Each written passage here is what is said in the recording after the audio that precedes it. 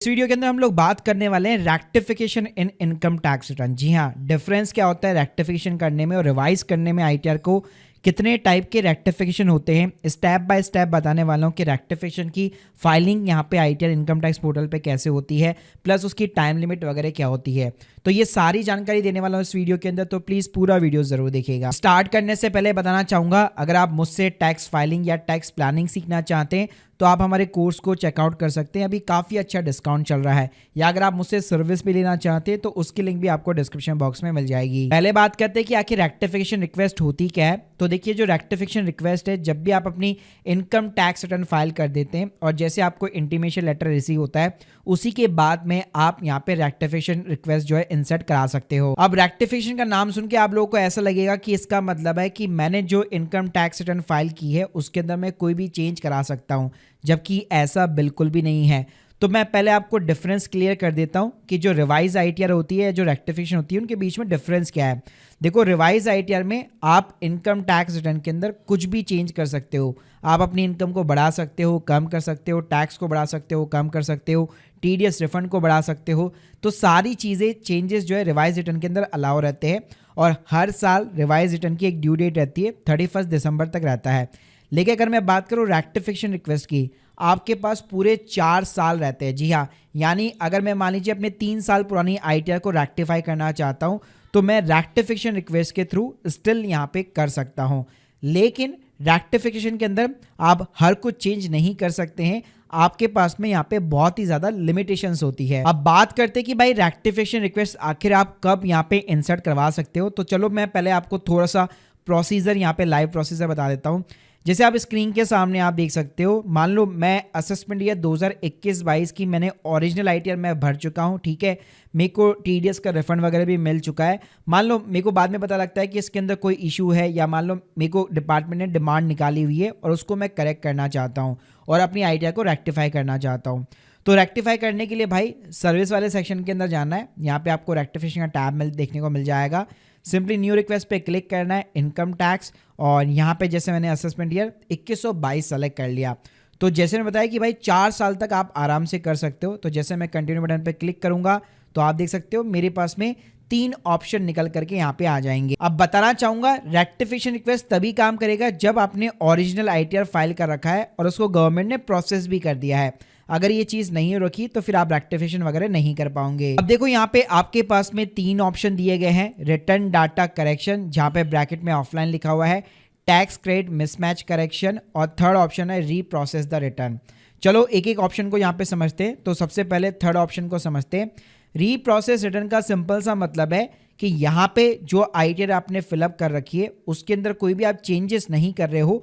आप ultimately government को बोल रहे हो, मैंने जो ओरिजिनल आईटीआर फाइल कर रखी है उसमें आप लोगों ने जो इंटीमेशन लेटर निकाला है उसके अंदर कोई ना कोई गलती है, तो प्लीज़ मेरी आईटीआर को आप वापस रीप्रोसेस करो और वापस रीकैलकुलेट करो।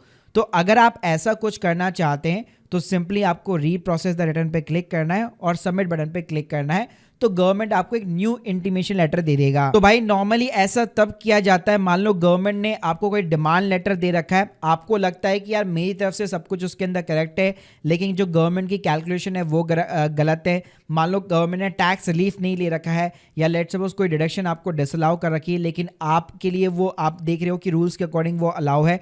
तो ऐसी कोई भी सिचुएशन होती है तो उस केस में आप ये थर्ड ऑप्शन यूज में ले सकते हो। इसके अलावा भाई जो सेकंड ऑप्शन होता है वो होता है टैक्स क्रेडिट मिसमैच का करेक्शन। जी हाँ, मान लीजिए आपने जो आईटीआर फाइल की थी उस टाइम पे टीडीएस जो था वो अलग दिख रहा था, उसके बाद में वो अपडेट हो चुका है, आईटीआर की ड्यू डेट वगैरह जा चुकी है, या मान लो आपने अपनी तरफ से टैक्स पे कर दिया है लेकिन चालान को इंसर्ट करना आप भूल चुके हो यहाँ पे आईटीआर के अंदर। तो ऐसी कोई भी सिचुएशन अगर आपके साथ हैपन होती है तो यहाँ पे आप टैक्स क्रेडिट मिसमैच बटन पे क्लिक कर सकते हैं। जैसे आप ये क्लिक करेंगे 2 टैब्स खुल जाएगी। तो सबसे वाली टैब, फर्स्ट वाली जो टैब होती है, वहाँ पे अगर आपने कोई चालान यहाँ पे कर रखा है तो उसकी डिटेल्स को आप जो है BSR code, challan number, date of deposit डाल के एंटर करवा सकते हो। और जो सेकंड ऑप्शन दिया गया है, अगर आपका कोई टीडीएस वगैरह कटा हुआ है और एंट्री यहाँ पे अपडेट हुई है तो उस केस में यहाँ पे आपको एंट्रीज देखने को मिल जाएगी, और इन एंट्रीज को भी आप एडिट करके सिंपली यहाँ पे आप सबमिशन जो है करवा सकते हो। तो यहाँ पे टैक्स रेट मिसमैच करेक्शन का सिंपल सा मतलब है कि जो इंटीमेशन लेटर रिसीव हुआ है आपको गवर्नमेंट के डिपार्टमेंट की तरफ से, उसके अंदर जो टीडीएस को कंसिडर किया गया है, हो सकता है वो कम कंसिडर किया गया है, या आपने भी जो क्लेम किया था वो कम क्लेम का रखा था। तो ऐसा अगर आप कोई भी करेक्शन चाहते हो तो इस वाले ऑप्शन को की तरफ आप सिंपली तरीके से जा सकते हो। बात करते हैं हम लोग भाई फर्स्ट ऑप्शन की, जो कि है रिटर्न डेटा करेक्शन का, जहां पे आप पूरी की पूरी आईटीआर के अंदर चेंजेस कर सकते हैं, लेकिन वहां पे लिमिटेशन जरूर है।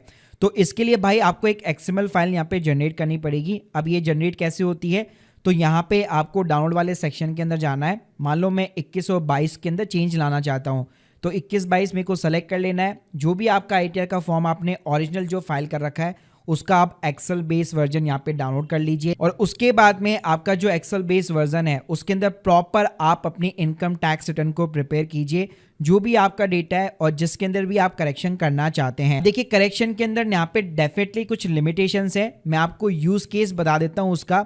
जैसे मान लो किसी टैक्स पेयर ने जो है गलत हेड के अंदर इनकम दिखा दी, सैलरी की जो इनकम थी वो अदर इनकम के अंदर दिखा दी। अब उसको अगर चेंज करना है तो रेक्टिफिकेशन रिक्वेस्ट के थ्रू आईटीआर के अंदर वो चेंज ला सकता है।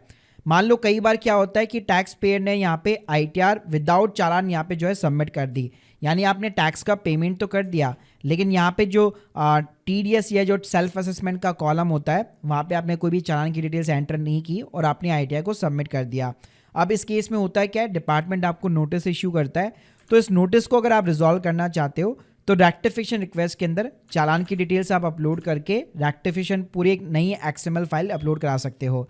इसके अलावा यहाँ पे जो लिमिटेशन सबसे बड़ा होता है कि आप ना ग्रॉस टोटल इनकम को चेंज नहीं कर सकते, ना ही डिडक्शन को चेंज कर सकते हो। यानी अगर आप लोग ये सोचो कि मैंने ओरिजिनल आईटीआर के अंदर कम टैक्स का रिफंड क्लेम किया था या वहां पे मेरी टैक्स लायबिलिटी ज्यादा आ रही है, तो चलो मैं रेक्टिफिकेशन रिक्वेस्ट के थ्रू अपनी इनकम को कम कर देता हूं, उसके थ्रू फाइल कर देता हूं, तो ये चीजें भाई पॉसिबल नहीं है। आपकी जो टोटल इनकम है वो यहाँ पे सेम रहनी चाहिए जो आपकी ओरिजिनल आईटीआर के अंदर है। जी हाँ, यानी इनकम को ना आप बढ़ा सकते हो, ना डिक्रीज कर सकते हो, ना ही कोई एडिशनल डिडक्शन आप क्लेम कर सकते हो। तो भाई ये चीजें करने के बाद में आपको जेएसएन फाइल यहाँ पे सेव करानी होती है, और ये जो ऑप्शन दिया गया होता है वहां पे सिंपली आपको फाइल अटैच करनी होती है और रीजन डालना पड़ता है रेक्टिफिकेशन का, और इस तरह से आप रेक्टिफिकेशन की रिक्वेस्ट को सबमिट कर सकते हो। और जैसे कि नॉर्मल आईटीआर प्रोसेसिंग के अंदर होता है, आपकी रेक्टिफिकेशन की रिक्वेस्ट भी यहाँ पे अंडर प्रोसेसिंग जाती है और गवर्नमेंट की तरफ से आपको इंटीमेशन लेटर भी इशू होता है। जैसे आप स्क्रीन के सामने आप देख सकते हो, इस हमारे क्लाइंट की या कस्टमर की जो एक डिमांड निकली हुई थी ऑलमोस्ट 2 लाख रुपए की, जिसको हम लोगों ने रेक्टिफिकेशन रिक्वेस्ट के थ्रू यहाँ पे इसको रिजॉल्व कराया है। तो यहाँ पे आप जो भी रेक्टिफिकेशन डालेंगे उसकी यहाँ पे प्रॉपर जो आपको इंटीमेशन लेटर मिलता है, जिसके थ्रू अगर आपकी कोई डिमांड भी यहाँ पे रेज हो रखी है तो अगर आपका आईटीआर जो है जेन्युइन केस है तो उसमें आप रेक्टिफिकेशन रिक्वेस्ट के थ्रू उसको रिजॉल्व भी करा सकते हो। यानी अगर मैं समराइज करना चाहूँ तो रेक्टिफिकेशन रिक्वेस्ट के अंदर आप कोई एडिशनल इनकम को ऐड नहीं कर सकते, ना ही कोई एडिशनल डिडक्शन आप क्लेम कर सकते हो, ना ही अपनी इनकम को रिड्यूस कर सकते हो, कोई अपना टीडीएस का रिफंड को इंक्रीज नहीं करवा सकते हैं। इसके अलावा आप आईटीआर फॉर्म को यहाँ पे चेंज भी नहीं कर सकते कि ओरिजिनल आईटीआर आपने 1 फाइल कर रखी है तो रेक्टिफिकेशन भी आपको 1 ही फाइल करनी पड़ेगी। इसके अलावा इसके अंदर कोई भी यहाँ पे जो है इस तरह की बाउंडेशन नहीं होती कि केवल आप एक ही बार रेक्टिफिकेशन रिक्वेस्ट फाइल कर सकते हैं। अगर आपने एक बार फाइल की और गवर्नमेंट डिपार्टमेंट ने आपको कोई नोटिस इशू किया है तो उसके रिस्पॉन्स में भी अगेन आप एक नई रेक्टिफिकेशन डाल सकते हैं। बस जो 4 साल की गाइडलाइन लिमिट्स है वो डेफिनेटली यहाँ पे कंसीडर की जाएगी। तो guys hope you like this video. अगर आप लोग चाहते हैं आपको भी रेक्टिफिकेशन रिक्वेस्ट की अगर सर्विस चाहिए या कंसल्टेंसी चाहिए तो आप हमसे कांटेक्ट कर सकते हैं। आप चाहो तो हमारा कोर्स भी ज्वाइन कर सकते हो, और आप लोग के जो भी डाउट्स है तो प्लीज़ मुझे कमेंट बॉक्स के अंदर ज़रूर बताइए। ये थोड़ा सा कॉम्प्लिकेटेड प्रोसेस ज़रूर रहेगा, जो भी बिगनर्स लोग हैं तो मैं सजेस्ट करूंगा हमेशा एक टैक्स कंसल्टेंट की आपको ज़रूर मदद लेनी चाहिए।